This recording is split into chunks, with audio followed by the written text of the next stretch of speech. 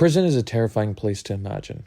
Just thinking about being behind bars in a concrete box might cause many people to lose sleep. The thought of not being able to eat, shower, or sleep when you want or even take a walk can be deeply depressing and agonizing. This is the physical prison we often see in movies built from concrete and steel. However, there's another kind of prison that exists, not a physical one, but one created by thoughts and ideas.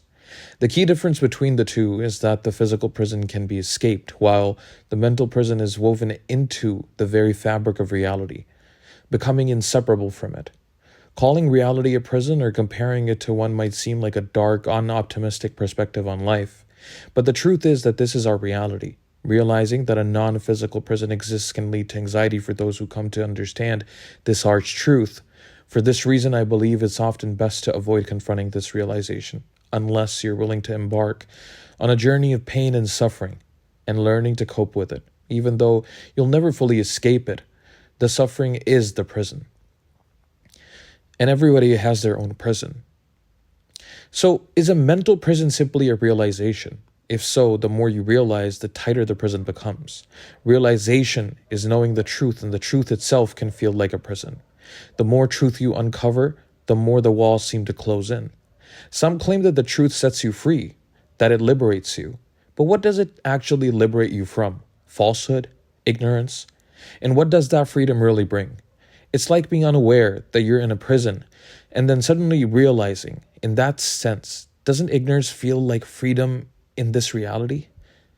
But that too is just another perspective. Some people view the truth, no matter how harsh, as a form of freedom. Regardless of the context, reality still stands, entrapping humanity in its prison. Perspective has no effect on it whatsoever. And the will, or the so-called will we seem to possess, only gives us an illusionary sense of freedom. It satisfies our need to feel in control, and no one wants to hear that. They have achieved or possessed was simply a matter of circumstance. Take something as simple as lifting a glass of water. You pick it up with your right hand because you're right-handed. Now, if I were to take an axe and chop off your right hand, you would use your left hand instead. The point is that it's all circumstantial. It's not really in your control.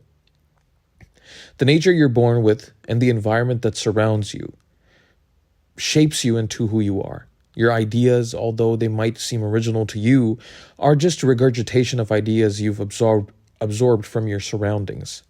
This also raises the question, how different are we from machine learning models, which regurgitate knowledge from their data set, process it, and throw it back at us? It also touches on the topic of consciousness, though the discussion would become convoluted due to varying meanings of the word, so I'll just leave it at that.